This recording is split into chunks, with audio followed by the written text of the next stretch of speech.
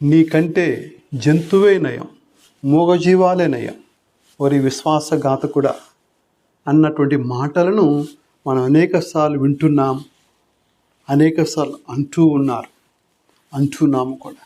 ఎందుకు ఇంతగా మనుషులను జంతువులతో పోలుస్తున్నారు? ఎందుకంటే అవి విశ్వాసముగా జీవిస్తున్నాయి, నమ్మకంగా జీవిస్తున్నాయి.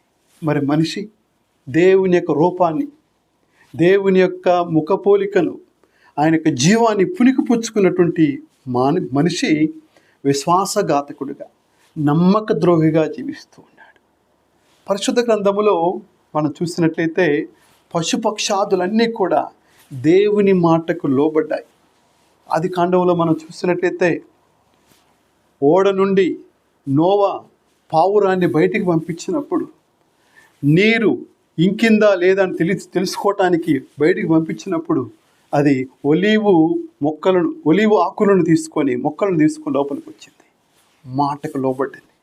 అదే విధముగా రాజుల మొదటి గ్రంథం 17వ అధ్యాయం 8వ వచనం మనం చూసినట్లయితే, దేవుడు కాకిని పంపి ఎలియాకు రొట్టెనిచ్చి ఉన్నాడు, ఆహారాన్ని సమకూర్చాడు.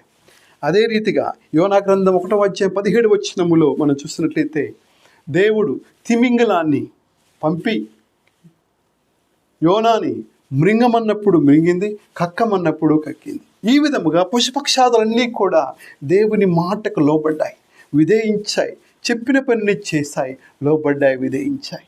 మరి నీ జీవితములో నీవు నా వల్ల కావట్లేదు, నేను చేయను, నేను వినలేను, నేను ఆ పనిని చేయనని నమ్మక ద్రోహిగా, విశ్వాసఘాతకుడుగా ఉంటున్నావా?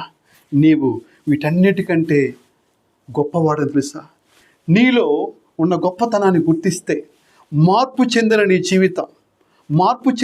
నీ జీవితం ఎంత గొప్ప కార్యాలు చేస్తుందో తెలుసుకోవాలనుకుంటే ఈ స్త్రీని చూడండి. యోహాను శుభవార్త 4వ అధ్యాయం 39వ వచనం మనం చూసినట్లయితే, సమరయ స్త్రీ, మార్పు చెందిన ఇటువంటి ఈ మనిషి షికారు పట్టణాన్ని మొత్తాన్ని కూడా ఆమె ప్రభు వద్దకు తీసుకుని వచ్చింది, యాకోబు వద్దకు తీసుకుని వచ్చింది, జీవజల ఊటల వద్దకు తీసుకుని వచ్చింది. మార్పు ద్వారా మనిషి ఎన్ని గొప్ప కార్యాలు, ఎన్ని గొప్ప అద్భుత కార్యాలు, ఎన్ని ఆశ్చర్య కార్యాలు చేస్తాడో తెలుసా?